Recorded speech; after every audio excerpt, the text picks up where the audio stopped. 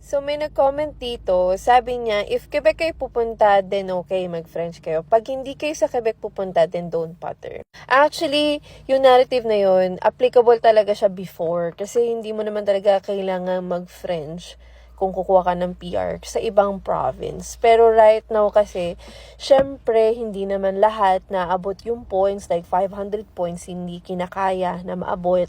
Hindi rin naman lahat nagtatrabaho sa mga category-based na healthcare, or education, or sa trades. Hindi naman lahat nandun sa field na yun.